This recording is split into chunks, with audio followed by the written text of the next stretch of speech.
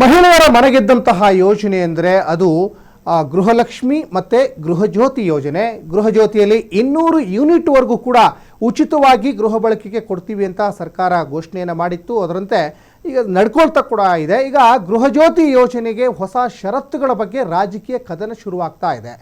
ಒಂದು ಕಡೆ ಆಡಳಿತಾರೂಢ ಕಾಂಗ್ರೆಸ್ ಮತ್ತು ವಿಪಕ್ಷ ಬಿಜೆಪಿಯ ನಡುವೆ ಸಾಕಷ್ಟು ವಾಗ್ಯುದ್ಧಗಳು ನಡೀತಾ ಇದ್ದಾವೆ. ಗೃಹಜ್ಯೋತಿ ಯೋಜನೆ ಹೊಸ ಷರತ್ತುಗಳ ಬಗ್ಗೆ ರಾಜಕೀಯ ಕದನ ಈಗ ಶುರುವಾಗಿದೆ. ಹೊಸ ನಿಯಮಗಳಿಗೆ JDS ತೀವ್ರವಾದಂತಹ ವಿರೋಧವನ್ನು ವ್ಯಕ್ತಪಡಿಸ್ತಾ ಇದೆ. ಫಲಾನುಭವಿಗಳನ್ನು ಯೋಜನೆಯಿಂದ ಹೊರಹಾಕುವ ಕುತಂತ್ರ ಅಂತ JDS ಈಗ ಸರ್ಕಾರದ ಮೇಲೆ ಆರೋಪ ಮಾಡ್ತಾ ಇದೆ. ಆರ್ಥಿಕ ಸಂಕಷ್ಟವನ್ನು ಮುಚ್ಚಿಕೊಳ್ಳಲಿಕ್ಕೆ ಸರ್ಕಾರ ಹೊಸ ಷರತ್ತನ್ನು ತಂದಿದೆ ಅಂತಲೂ ಕೂಡ ಈಗ ಆರೋಪವನ್ನು ಮಾಡ್ತಾ ಇದ್ದಾರೆ. ಉಚಿತ ವಿದ್ಯುತ್ಗೆ ಪ್ಯಾನ್ ಕಾರ್ಡ್ ಕಡ್ಡಾಯ ಯಾಕೆ? ಇದು JDSನ ಪ್ರಶ್ನೆ. ಜಾತಿ ಪ್ರಮಾಣ ಪತ್ರದ ಅಗತ್ಯ ಏನಿತ್ತು ಅಂತ ಸರ್ಕಾರಕ್ಕೆ ಈಗ JDS ಪ್ರಶ್ನೆ ಮಾಡ್ತಾ ಇದೆ. ದಾಖಲೆಗಳ ಹೆಸರಲ್ಲಿ ಜನರಿಗೆ ಸರ್ಕಾರ ಕಿರುಕುಳ ನೀಡ್ತಾ ಇದೆ. ಬಡ ರೈತ ಹಾಗೂ ಮಧ್ಯಮ ವರ್ಗದವರಿಗೆ ಅನ್ಯಾಯ ಆಗ್ತಾ ಇದೆ. ಯಾಕಂದರೆ 200 ಯೂನಿಟ್ ಉಚಿತವಾಗಿ ವಿದ್ಯುತ್ತನ್ನು ಕೊಡ್ತೀವಿ ಅಂತ ಸರ್ಕಾರ ಹೇಳಿತ್ತು.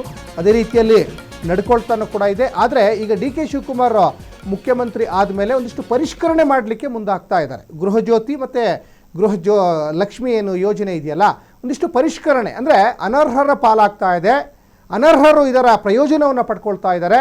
ನಿಜವಾದ ಅರ್ಹ ಫಲಾನುಭವಿಗಳಿಗೆ ಈ ಯೋಜನೆ ತಲುಪಬೇಕು, ಇದು ನಮ್ಮ ಸಂಕಲ್ಪ ಅಂತ ಸರ್ಕಾರ ಈಗ ಪದೇ ಪದೇ ಅದನ್ನು ಸಾಬೀತು ಮಾಡಲಿಕ್ಕೆ ಮುಂದಾಗ್ತಾ ಇದೆ. ಹಾಗಾಗಿ ಅದನ್ನು ಪರಿಷ್ಕರಣೆ ಮಾಡಲಿಕ್ಕೆ ಸರ್ಕಾರ ಮುಂದಾಗ್ತಾ ಇದೆಯಲ್ಲ, ಅದಕ್ಕೆ JDS ಈಗ ಕಿಡಿಕಾರ್ತಾ ಇರುವಂಥದ್ದು, ಕೆಂಡ ಕಾರ್ತಾ ಇರುವಂಥದ್ದು. ಈ ಯೋಜನೆಗಳ ಪರಿಷ್ಕರಣೆಯ ನೆಪದಲ್ಲಿ ಬಡ ಮಧ್ಯಮ ಮತ್ತು ರೈತಾಪಿ ವರ್ಗದವರ ಜೀವವನ್ನು ಹಿಂಡ್ತಾ ಇದೆ. ಪ್ಯಾನ್ ಕಾರ್ಡ್ ಕಡ್ಡಾಯ ಅಂತ ಹೇಳ್ತಾ ಇದೆ. ಇವೆಲ್ಲವೂ ಕೂಡ ನಿಜಕ್ಕೂ ಮಧ್ಯಮ ವರ್ಗದವರಿಗೆ, ಬಡವರಿಗೆ ಅನ್ಯಾಯ ಆಗ್ತಾ ಇದೆ. ಗೃಹಜ್ಯೋತಿ ಯೋಜನೆಗೆ ಈಗ ಹೊಸ ಷರತ್ತುಗಳ ಅವಶ್ಯಕತೆ ಏನಿತ್ತು?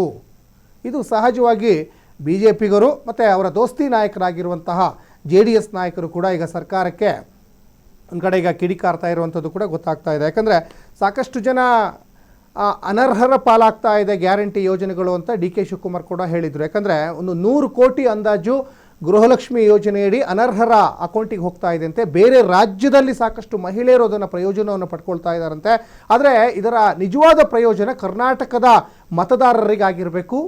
ಜೊತೆಗೆ ಈ ಗೃಹಜ್ಯೋತಿ ಯೋಜನೆ ಏನಿದೆಯಲ್ಲ, ಇದು 200 ಯೂನಿಟ್ ಕೇವಲ ಗೃಹ ಬಳಕೆಗೆ ಮಾತ್ರ. ಆ ಯೋಜನೆ ಹೆಸರಲ್ಲೇ ಇದೆ ಗೃಹಜ್ಯೋತಿ ಅಂತ. ಅದನ್ನು ಕಮರ್ಷಿಯಲ್ ಆಗಿ ಕೆಲವರು ಬಳಕೆ ಮಾಡ್ಕೊಳ್ತಾ ಇದ್ದಾರಂತೆ. ಅಂದರೆ ಅಂಗಡಿಗಳ ಜೊತೆಗೆ ಮನೆಗಳಿಗೂ ಕೂಡ ನಮಗೆ ವಿದ್ಯುತ್ ಬೇಕು ಅಂದರೆ ಹೆಂಗೆ ಅಂತ DK ಶಿವಕುಮಾರ್ ಕಳವಳ ವ್ಯಕ್ತಪಡಿಸಿದ್ರು. ಗೃಹಜ್ಯೋತಿ ವಿವಾದಕ್ಕೆ ಇಂಧನ ಸಚಿವ KJ ಜಾರ್ಜ್ ಈಗ ಸ್ಪಷ್ಟನೆಯನ್ನು ಕೊಟ್ಟಿದ್ದಾರೆ. ಅರ್ಹರಲ್ಲದ ಫಲಾನುಭವಿಗಳನ್ನಷ್ಟೇ ಪರಿಷ್ಕರಿಸಲಾಗುವುದು, ಇದು ಇಂಧನ ಸಚಿವ KJ ಜಾರ್ಜ್ ಅವರ ಹೇಳಿಕೆ. ಅರ್ಹರಿಗೆ ಗೃಹಜ್ಯೋತಿ ಸೌಲಭ್ಯ ಮುಂದುವರಿಕೆಯ ಭರವಸೆ ಕೂಡ ಕೊಟ್ಟಿದ್ದಾರೆ. ಜಾತಿ ಪ್ರಮಾಣ ಪತ್ರ ಸಲ್ಲಿಸುವ ಅಗತ್ಯ ಇಲ್ಲ ಅಂತ ಸಚಿವ KJ ಜಾರ್ಜ್ ಸ್ಪಷ್ಟನೆ ಕೊಟ್ಟರು. ಜಾತಿಯ ಹೆಸರು ನಮೂದಿಸಿದರೆ ಸಾಕು, ಇದು KJ ಜಾರ್ಜ್ ಅವರ ಒಂದು ಸ್ಪಷ್ಟನೆ. ವಿರೋಧ ಪಕ್ಷಗಳು ಅನಗತ್ಯ ಗೊಂದಲವನ್ನು ಸೃಷ್ಟಿ ಮಾಡ್ತಾ ಇದ್ದಾವೆ ಅಂತಲೂ ಕೂಡ ಜಾರ್ಜ್ ಆರೋಪವನ್ನು ಮಾಡಿದ್ದಾರೆ. ಫಾರಂ ನೋಡಿದ ಬಳಿಕ ಟೀಕೆ ಮಾಡಲಿ ಅಂತ ಸಚಿವರು ಸವಾಲು ಹಾಕಿದ್ದಾರೆ. ಅಂದರೆ ಅವರಿನ್ನೂ ಫಾರಂ ನೋಡಿಲ್ಲ BJPಗರು, ಅದು ನೋಡಿದ್ಮೇಲೆ ಮಾತಾಡಲಿ. ದಾಖಲೆಗಳ ಬಗ್ಗೆ ತಪ್ಪು ಮಾಹಿತಿಯನ್ನು ಹರಿದಾಡಲಾಗ್ತಾ ಇದೆ, ಅದು ಸರಿಯಲ್ಲ. ಗೃಹಜ್ಯೋತಿ ಹೊಸ ಅರ್ಜಿ ನಮೂನೆ ಕುರಿತು ಈಗ ವಾಗ್ವಾದಗಳು ಈಗ ಒಂದು ಕಡೆ ಈಗ ಮುಂದುವರಿತಾ ಇದ್ದಾವೆ. ಯಾಕಂದರೆ ಸರ್ಕಾರದ 5 ಗ್ಯಾರಂಟಿಗಳಲ್ಲಿ ಬಹಳ ಪ್ರಮುಖವಾಗಿ ಇರುವಂಥದ್ದು ಅಂದರೆ ಗೃಹಲಕ್ಷ್ಮಿ, ಗೃಹಜ್ಯೋತಿ ಮತ್ತು ಅನ್ನಭಾಗ್ಯ ಯೋಜನೆ, ಶಕ್ತಿ ಯೋಜನೆ, ಯುವ ನಿಧಿ ಯೋಜನೆ. ಇಲ್ಲಿ ಭಾಳ ಮುಖ್ಯವಾಗಿ ಈಗ ಗೃಹಜ್ಯೋತಿ ಯೋಜನೆ ಏನಿದೆಯಲ್ಲ, ಇದು ಪ್ರತಿ ಮನೆಗೂ ಕೂಡ 200 ಯೂನಿಟ್ ವಿದ್ಯುತ್ತನ್ನು ನಾವು ಉಚಿತವಾಗಿ ಕೊಡ್ತೀವಿ ಅಂತ ಸರ್ಕಾರ ಹೇಳಿತ್ತು. ಸರ್ಕಾರ ಹೇಳಿದ ಹಾಗೆಯೇ ಈಗ ನಡ್ಕೊಳ್ತಾ ಇದೆ. ಸಾಕಷ್ಟು ಜನ ಇದರ ಬೆನಿಫಿಟನ್ನು ಪಡ್ಕೊಳ್ತಾ ಇದ್ದಾರೆ. ಆದರೆ ಇಲ್ಲೊಂದು ಸಣ್ಣ ಸಮಸ್ಯೆ ಏನಾಗಿದೆ ಅಂದರೆ ಅನರ್ಹರ ಪಾಲಾಗ್ತಾ ಇದೆ. ಸಾಕಷ್ಟು ಜನ ಎಲಿಜಿಬಿಲಿಟಿ ಇರ್ತಾರೆ, ಆದರೆ ಅವರಿಗೆ ದುಪ್ಪಟ್ಟು ಬಿಲ್ ಬರ್ತಾ ಇದೆ. ಅಂದರೆ ಈ ಪ್ರಯೋಜನವನ್ನು, ಈ ಯೋಜನೆಯ ಪ್ರಯೋಜನ ಪಡ್ಕೊಳ್ಳಿಕ್ಕೆ ಅವರು ಎಲಿಜಿಬಲ್ ಆಗಿರ್ತಾರೆ, ಆದರೆ ಅವರಿಗೆ ಬಿಲ್ ಬರ್ತಾ ಇದೆ. ಅಂದರೆ ಒಂದಿಷ್ಟು ತಾಂತ್ರಿಕ ದೋಷಗಳು ಕೂಡ ಈಗ ಕಂಡು ಬರ್ತಾ ಇದೆ ಅನ್ನೋದು ಸ್ಪಷ್ಟವಾಗಿ ಗೊತ್ತಾಗ್ತಾ ಇದೆ. ಆದರೆ ಕೆಲವರು ಟ್ಯಾಕ್ಸ್ ಪೇಯರ್ಗಳಿದ್ದಾರೆ, GST ಪೇ ಮಾಡ್ತಾ ಇದ್ದಾರೆ. ಮತ್ತು ಸಾಕಷ್ಟು ಜನ ಈ ಒಂದು ಯೋಜನೆಯನ್ನು ಪಡ್ಕೊಳ್ಳಲಿಕ್ಕೆ ಅವ್ರಿಗೆ ಸಾಕಷ್ಟು ಹಣ ಇರ್ತದೆ, ಶ್ರೀಮಂತರು ಇರ್ತಾರೆ, ಆದರೂ ಇದು ನನಗೆ ಈ ಯೋಜನೆ ಬೇಕು ಅಂತಲೂ ಸಾಕಷ್ಟು ಜನ ಇರ್ತಾರೆ. ಅಂಥವರಿಗೆ ನಮ್ಮ ಯೋಜನೆ ಕೊಡಲ್ಲ, ನಾವು ನಿಜವಾದಂತಹ ಬಡ ಮಧ್ಯಮ ರೈತಾಪಿ ವರ್ಗದವರಿಗೆ, ಕೂಲಿ ಕಾರ್ಮಿಕರಿಗೆ ಮಾತ್ರ ಈ ಯೋಜನೆ ಅಂತ ಸರ್ಕಾರ ಈಗ ಮತ್ತೆ ಒತ್ತಿ ಹೇಳ್ತಾ ಇದೆ. ಹಾಗಾಗಿ ಇದರ ಒಂದು ಪರಿಷ್ಕರಣೆಗೆ ಈಗ ಸರ್ಕಾರ ಮುಂದಾಗಿದೆ. ಆ ಪರಿಷ್ಕರಣೆ ಬಗ್ಗೆನೇ ಈಗ ಇಂಧನ ಸಚಿವ KJ ಜಾರ್ಜ್ ಸ್ಪಷ್ಟೀಕರಣವನ್ನು ಕೂಡ ಕೊಟ್ಟಿದ್ದಾರೆ. ದಾಖಲೆಗಳ ಬಗ್ಗೆ ತಪ್ಪು ಮಾಹಿತಿಯನ್ನು ಹರಡಲಾಗ್ತಾ ಇದೆ, ಅದಕ್ಕೆ ನೀವು ಕಿವಿಗೊಡಬೇಡಿ. ಕೇವಲ ಆ ಫಾರಮಲ್ಲಿ ಏನು ನಾವು ಸೂಚನೆ ಕೊಟ್ಟಿರ್ತೀವಿ ಆ ಸೂಚನೆ ಪ್ರಕಾರವಾಗಿ ಅಲ್ಲಿ ಏನು ನಮೂದು ಮಾಡಬೇಕು ಅದನ್ನು ಮಾತ್ರ ನೀವು ಅದರಲ್ಲಿ ನಮೂದು ಮಾಡಿ ಅಂತಲೂ ಕೂಡ ಈಗ KJ ಜಾರ್ಜ್ ಈಗ ಹೇಳ್ತಾ ಇದ್ದಾರೆ. ಒಟ್ಟಿನಲ್ಲಿ ಗೃಹಜ್ಯೋತಿ ಹೊಸ ಅರ್ಜಿ ನಮೂನೆ ಕುರಿತು ಸಾಕಷ್ಟು ವಾಗ್ವಾದ ಅಂತೂ ಮುಂದುವರಿತಾ ಇದೆ. JDS ಒಂದು ಕಡೆ ಆರೋಪ ಮಾಡ್ತಾ ಇದೆ, BJPನೂ ಕೂಡ ಆರೋಪ ಮಾಡ್ತಾ ಇದೆ.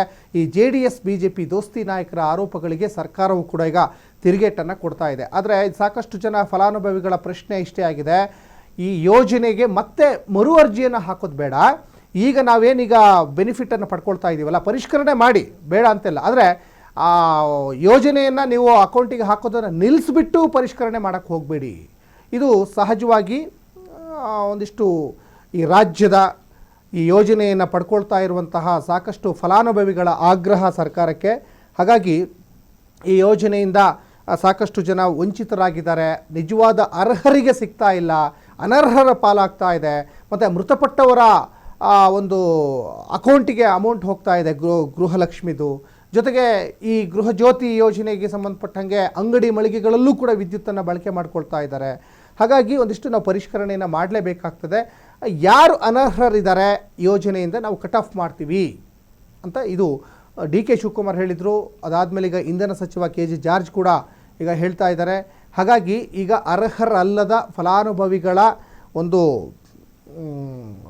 ಬೆನಿಫಿಟ್ ಅದನ್ನು ನಾವು ಕಟ್ ಆಫ್ ಮಾಡ್ತೀವಿ ಅಂತ ಹೇಳ್ತಾ ಇದ್ದಾರೆ. ಜಾತಿ ಪ್ರಮಾಣ ಪತ್ರ ಸಲ್ಲಿಸುವಂತಹ ಅಗತ್ಯ ಇಲ್ಲ, ಜಾತಿಯ ಹೆಸರನ್ನು ನಮೂದಿಸಿದರೆ ಸಾಕು ಅಂತ KJ ಜಾರ್ಜ್ ಈಗ ಸ್ಪಷ್ಟನೆಯನ್ನು ಕೂಡ ಈಗ ಕೊಟ್ಟಿದ್ದಾರೆ.